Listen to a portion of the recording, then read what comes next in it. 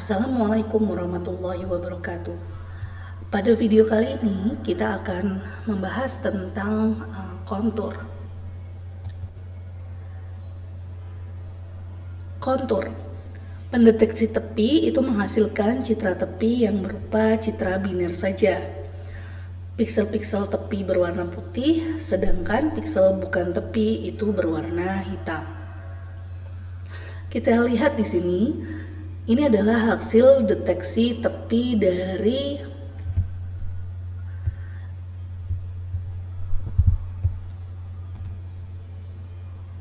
sebuah objek botol. Pada deteksi tepi, kita lihat seluruh edge atau tepi dari objek itu ikut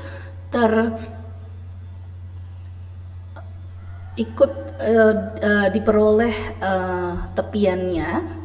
Misal di sini ada label di dalam botol. Maka garis yang ada di dalam label tersebut itu ikut terdeteksi tepiannya. Nah, tetapi tepi ini belum memberikan informasi yang berguna. Kenapa? Karena keterkaitan antara suatu tepi dengan tepi lainnya. Sebagai contoh pada objek botol ini, di sini ada bias cahaya itu ikut dilakukan pendeteksian tepinya.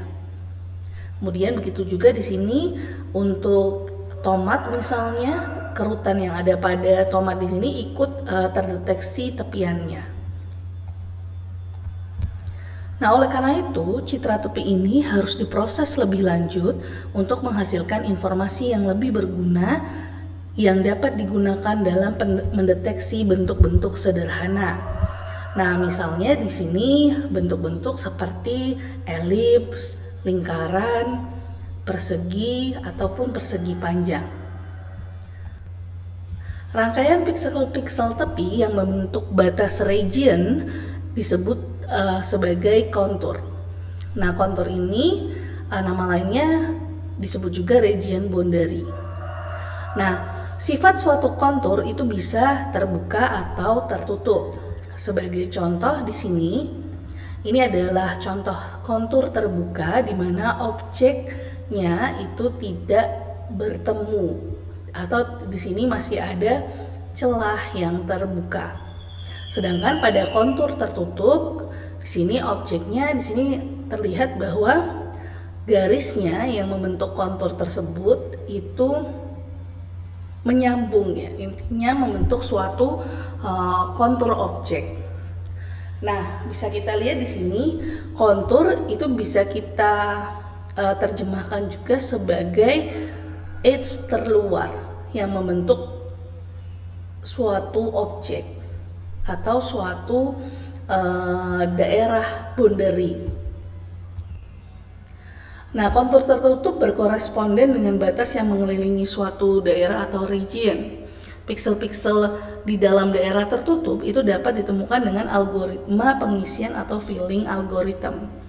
Nah, batas daerah di sini gunanya untuk mendeskripsikan bentuk objek dalam tahap analisis citra, misalnya dalam mengenali objek.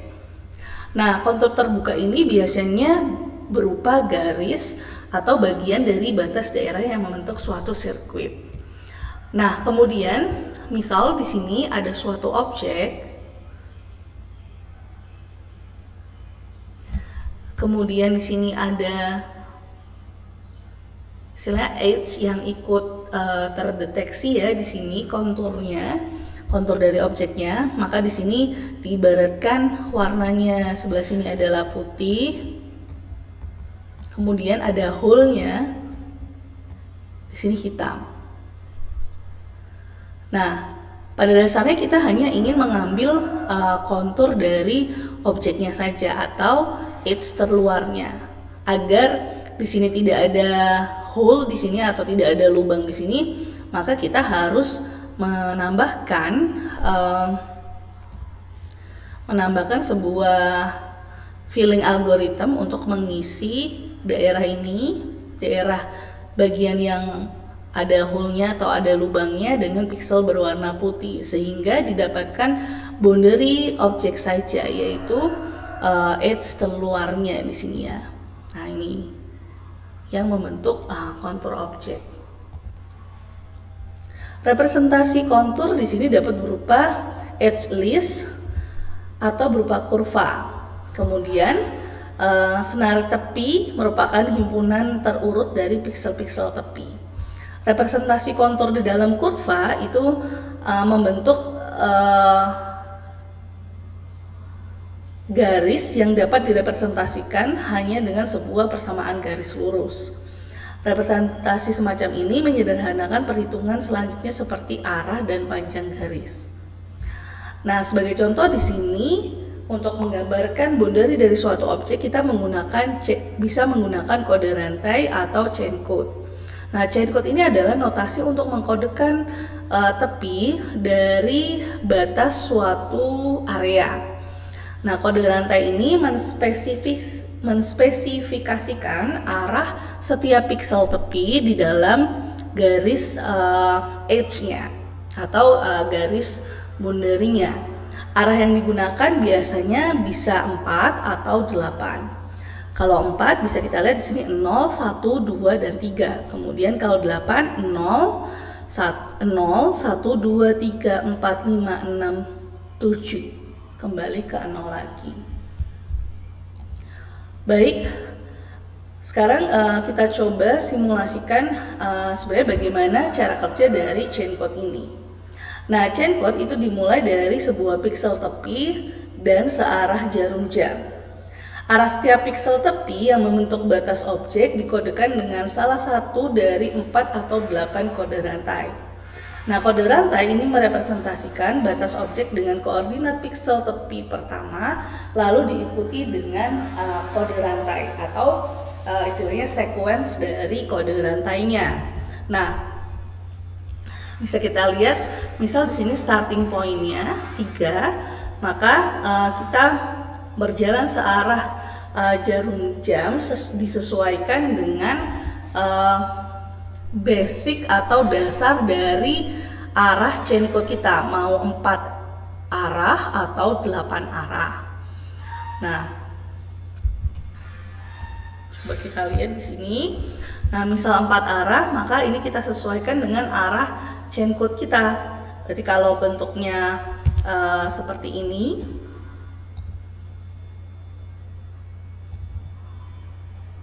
misal starting point-nya dari sini, maka 0, 0, kemudian arahnya ke bawah 3, 3, 3, 3, 3, 3, 3, kemudian arahnya ke samping kiri 2, ke bawah lagi 3, kemudian ke samping lagi 2, 2, 1, 2, 1, 1, 1, kemudian 0, 1, 1, 0, 1.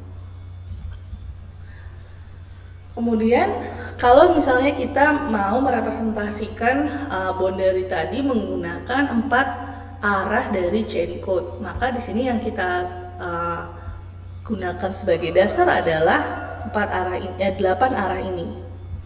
Nah, bisa kita lihat di sini misal 0, kemudian ke arah ke bawah 7, kemudian ke arah vertikal ke bawah 6, kemudian agak ke kiri ini 5, 5, kemudian arah ke atas 3, kemudian arah vertikal ke atas 2, kemudian agak ke kanan 1, ke atas lagi 2, 1 lagi, kemudian 2.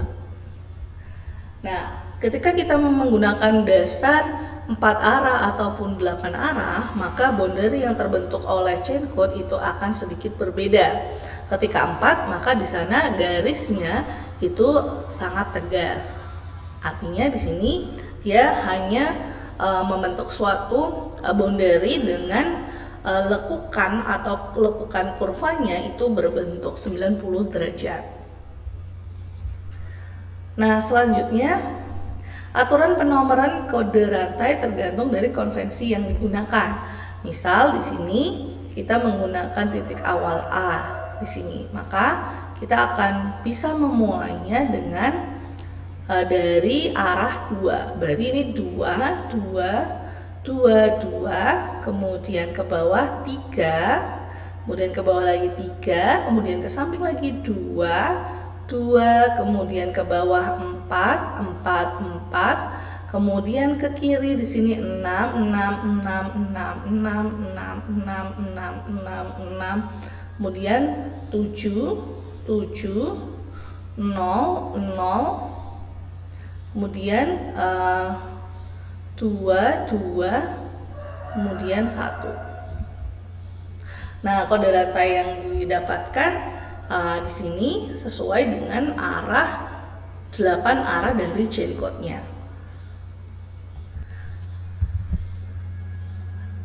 Metode yang kedua di sini adalah transformasi Hooke. Nah, kurva yang merepresentasikan kontur itu dicari dengan teknik pencocokan kurva atau curve fitting. Ada 2 macam teknik pencocokan kurva, yaitu interpolasi atau approximation. Interpolasi kurva adalah mencari kurva yang melalui semua piksel tepi. Jadi kalau di sini ada objeknya, maka yang kita cari adalah nilai kurva yang melalui semua piksel yang ada di tepian ini. Nah, pendekatan kurva dengan mencari kurva yang paling dekat melalui piksel-piksel tepi, tetapi tidak perlu melalui semua piksel tersebut. Nah, transformasi Hooke ini adalah teknik pendekatan atau approximation kurva untuk parametrik garis, lingkaran, atau elips. Nah, transformasi Hooke itu menspesifikasikan kurva dalam bentuk parametrik. Kurva dinyatakan dalam bentuk parametrik XU, YU dari parameter U. Transformasi Hooke ini menggunakan mekanisme voting untuk mengestimasi nilai parameternya. Setiap titik di kurva itu menyumbang suara untuk beberapa kombinasi parameter.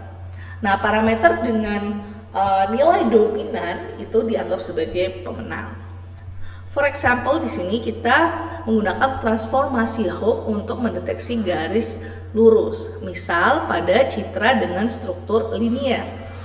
Nah, hasil citra deteksi tepinya bisa kita lihat semua garis yang bisa setelah dikonvolusi kemudian dicari gradiennya dengan suatu kernel, kita mendapatkan edge atau tepian dari objek tersebut. Tidak peduli dia itu edge terluar atau di dalamnya itu masih ada istilahnya garis-garis tepiannya.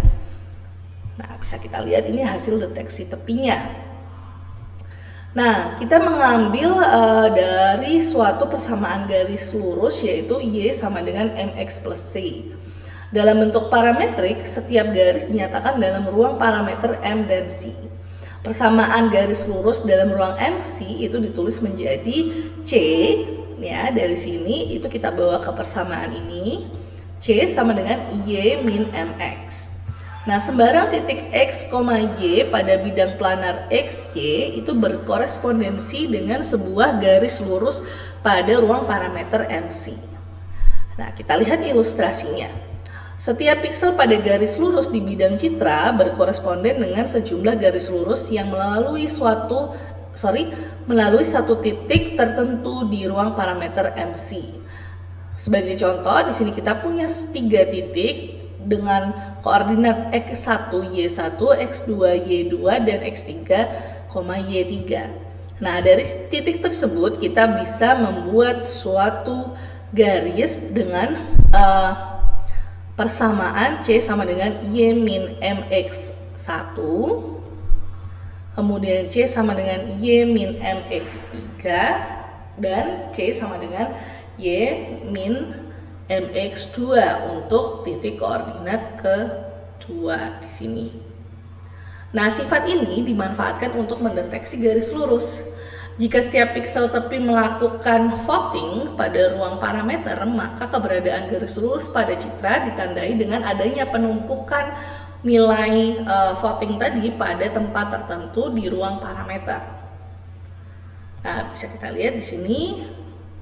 Ini adalah untuk Y min 1 X plus 0, di mana titik pertemuan antar semua titik itu ada di X Y-nya 1,1. Kemudian Y di sini sama dengan 1x plus 0, Y sama dengan 0,6x plus 0,4, Y sama dengan 0,8x plus 0,2, dan Y sama dengan 0x plus 1. Nah, dari sini kita bawa ke sampel. Untuk koordinat X dan Y 1,2 kita bisa membentuk garis di mana nilainya adalah di sini B sama dengan 1A plus 2. Kemudian titik yang kedua yaitu 0,1, kita bisa mendapatkan B sama dengan 0A plus 1. Nah, kemudian di sini pertemuan di antara dua titik ini dia bertemu di titik 1,1. Nah, suatu titik di X, Y itu memberikan garis dalam ruang A, B. Nah, bisa kita lihat ini adalah XI, YI. Kemudian dia punya persamaan suatu garis yang melalui titik XI, YI dengan persamaan Y sama dengan MX plus C. Nah, parameter space-nya di sini bisa kita lihat di sini ada titiknya M, C. Nah, algoritma transformasi Hooke itu digunakan untuk mendeteksi garis lurus. Yang pertama tahapannya adalah ruang parameter itu harus didiskretkan terlebih dahulu sebagai matriks P, M, C, yang dalam hal ini M-nya itu bernilai dari M min kurang dari sama dengan M kurang dari sama dengan M max, dan C min kurang dari C kurang dari sama dengan C max. Nah, tiap elemen pada ruang parameter itu diasumsikan sebagai akumulator. Inisialisasi setiap elemen PM, C dengan 0. Untuk setiap piksel tepi XI, YI, hitung nilai C sama dengan YI min MX XI. Untuk setiap nilai parameter M yang berkoresponden dengan nilai C, maka elemen matriks PM, C itu bersesuaian dinaikkan 1, di mana PM, C sama dengan PM, C plus 1. Nah, dengan kata lain di sini kita menambahkan satu komponen atau satu suara di sini pada ruang parameter M, C. Nah, kemudian kita ulangi langkah ketiga sampai seluruh piksel dalam citra tepi itu ditelusuri. Pada akhir prosedur, tiap elemen matriks PM, C menyatakan jumlah piksel tepi yang memenuhi persamaan 1. Tentukan elemen matriks yang memiliki penumpukan nilai voting yang nilainya di atas nilai ambang tertentu. Misal M1,C1, M2,C2, dan MK sampai dengan MK, CK, di mana K di sini adalah K garis lurus yang terdeteksi pada citra.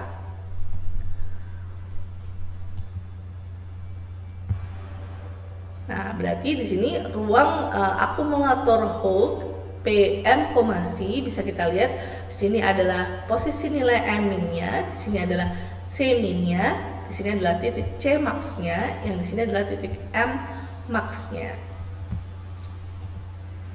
Nah, pada transformasi Hooke dapat mendeteksi garis meskipun citra mengandung noise sekalipun. Nah, sebagai contoh di sini, nah ini bisa kita lihat ini adalah suatu line atau garis. Ini adalah nilai akumulator dari Hooke transformnya. Kemudian ini adalah line yang terbentuk, sebuah garis yang terbentuk atau hasil dari Hooke. Kemudian ini ada suatu perkakas ya. Kemudian di sini seperti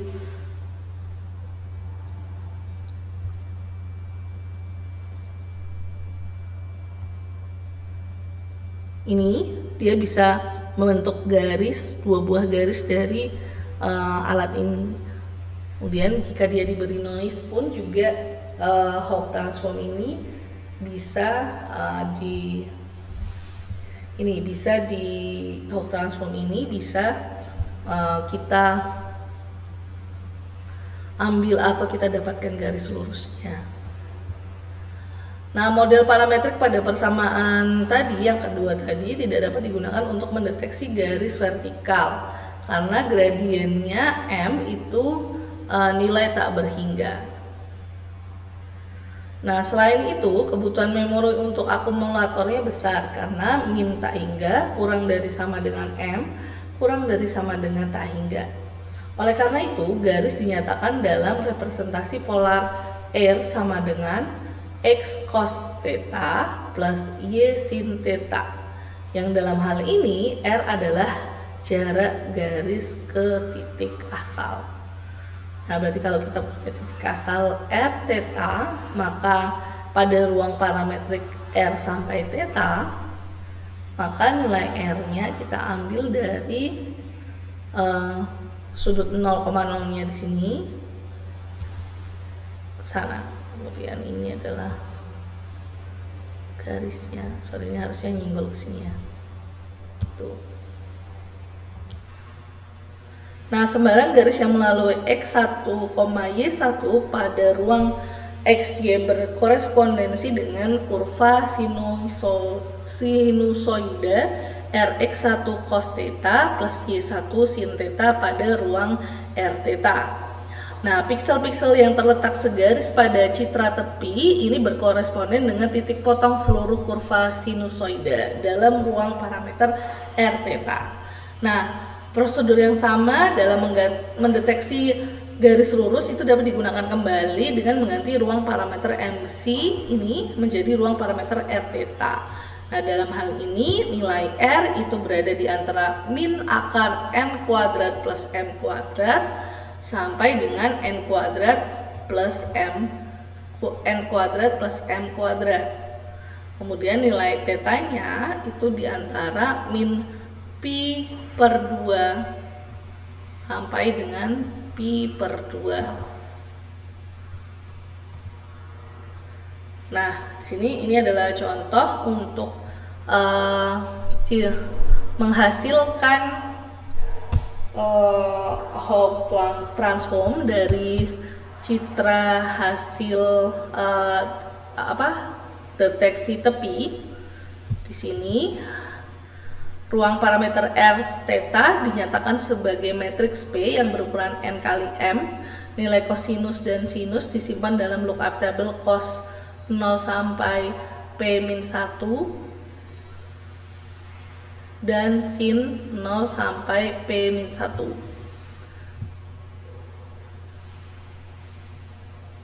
Nah, misal di sini void, kemudian hook, citra H-nya INTN, INTM, kemudian matriks P, INTN dan INT M kecil. Kemudian float cos sama sin-nya. Nah, ini untuk mencari nilai di antara R tadi, ini untuk R, yaitu akar dari N kuadrat plus M kuadrat. Kemudian ini mengakses koordinat pikselnya sini.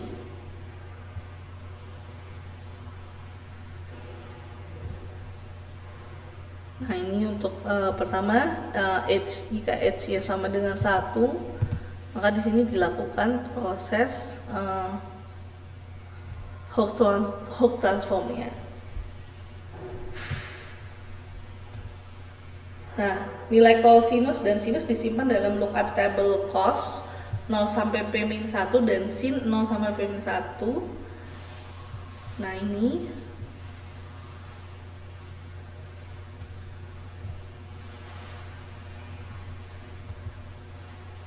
nah, selanjutnya setelah transformasi Hawk selesai dilakukan, langkah berikutnya adalah melakukan operasi thresholding untuk menentukan tempat-tempat pada ruang parameter R theta yang mempunyai penumpukan suara lebih besar dari nilai ambang T.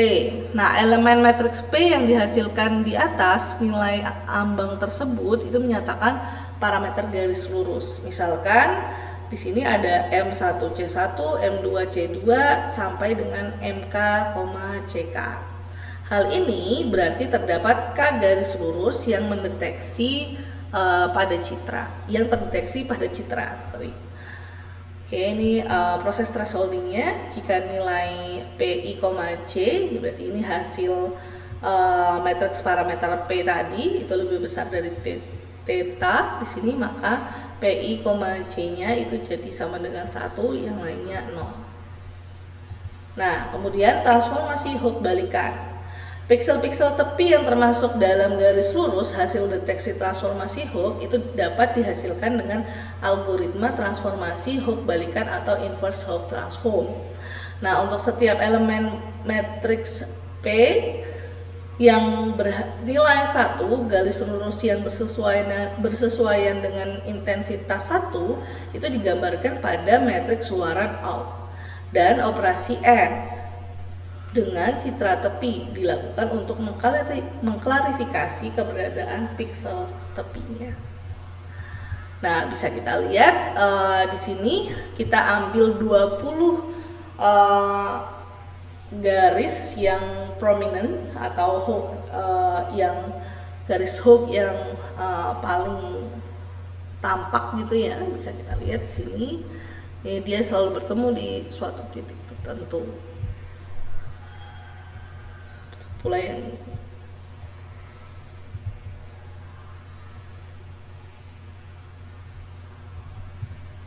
Oke. Nah, contohnya itu pada peletakan, misal kita mau mendeteksi adanya fraud dari pada saat di ATM gitu ya, maka kita bisa lihat line dari device ATM-nya semisal. Nah, ini jika implementasinya dengan MATLAB, ini Edge, tapi dia menggunakan operator Kenny. Kemudian ini adalah fungsi untuk menghitung transformasi Hooke. Nah, ini pakai Hooke peak. Kemudian kita peroleh nilai theta sama nilai rho-nya. Dan kita plot di sini.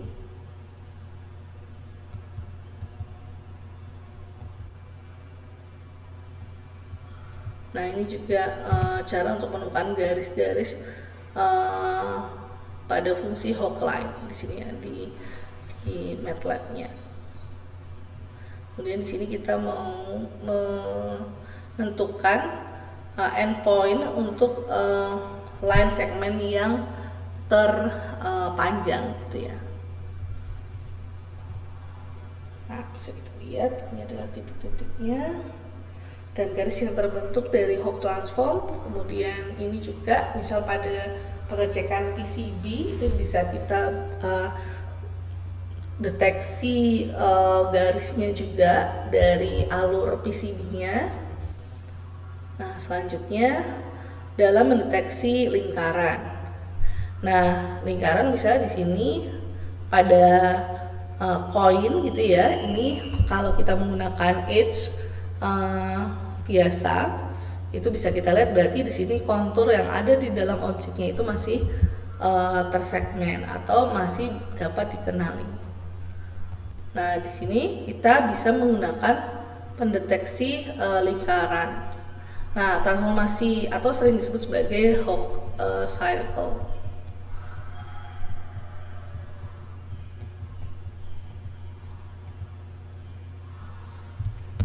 Nah, persamaan lingkaran yang berpusat di titik A, B dengan jari-jari R bisa kita anotasikan dengan X min A kuadrat plus Y min B kuadrat sama dengan R kuadrat. Nah, jadi ruang parameter untuk lingkaran adalah RAB. Sehingga matriksnya menjadi PRA, B. Ini untuk menyimpan perhitungan voting. Nah, persamaan polar untuk setiap titik X, Y pada lingkaran itu dinotasikan dengan X sama dengan A plus R cos theta. Kemudian Y itu adalah B plus R sin theta. Nah, persamaan tadi bisa kita tulis A sama dengan X min R cos theta dan B adalah Y min R sin theta. Nah, pada operasi deteksi tepi, selain magnitudo piksel tepi juga dihasilkan arah tepi yaitu theta. Karena itu cos theta dan sin theta itu bisa dihitung. Nah, misalkan di sini kita punya XI, YI adalah piksel tepi dan theta di sini adalah arah tepi. Ada dua kasus yang akan ditinjau, yaitu jika jari-jari lingkaran diketahui dan jika jari-jari lingkaran tidak diketahui. Yang pertama, jika jari-jari lingkaran itu diketahui. Misal di sini dianotasikan dengan R. Maka ruang parametriknya menjadi PRA, B. Ini bisa direduksi menjadi ruang PA, B. Nah, titik pusat lingkaran A, B itu mempunyai jari-jari R di sini. Kemudian dan melalui titik XI, YI.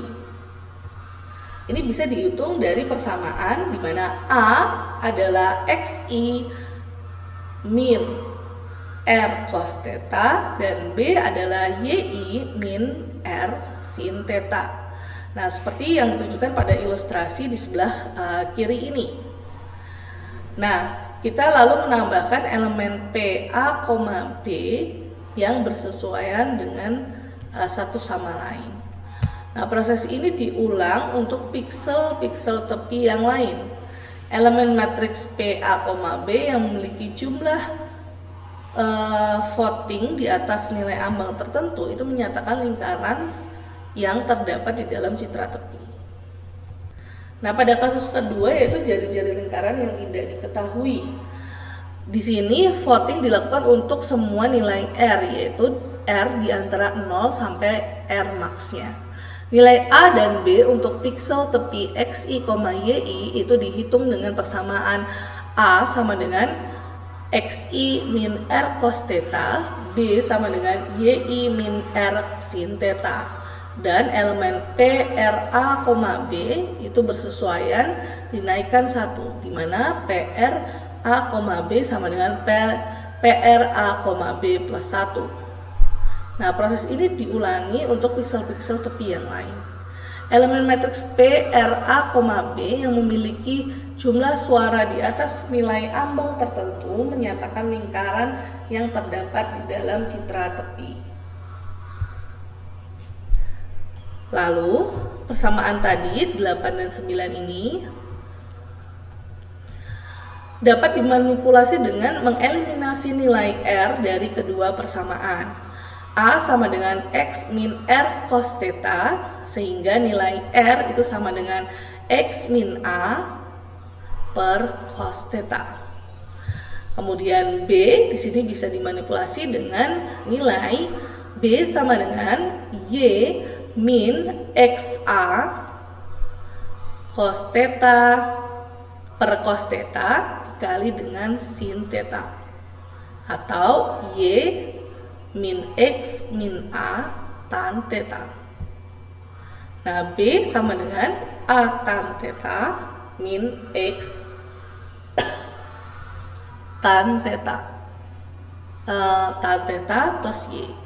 Dengan demikian, maka ruang parametrik PRA, B dapat direduksi menjadi ruang PA, B. Nah, untuk semua nilai A yang dalam hal ini A1, A itu berada di antara A1 sampai AK, A ke K, maka nilai koordinat B dari titik pusat lingkaran AB yang melalui titik XI, YI itu bisa dihitung dengan persamaan ini. B sama dengan A tan theta min X tan theta plus Y.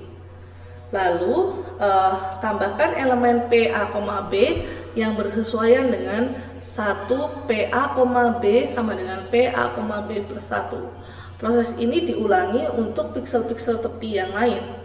Elemen matriks PA, B yang memiliki jumlah suara di atas nilai ambang tertentu menyatakan lingkaran yang terdapat di dalam citra tepi.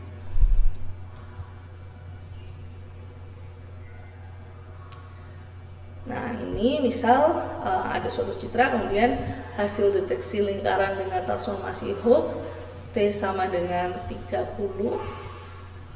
Kemudian di sini ada misal mendeteksi suatu lingkaran ya. Kemudian di sini misal kita mau mendeteksi kurva sembarang. Nah, transformasi Hooke dapat dimanfaatkan untuk mendeteksi sembarang kurva berbentuk fx, a sama dengan 0. Yang dalam hal ini x adalah vektor pengubah dan a adalah vektor parameter.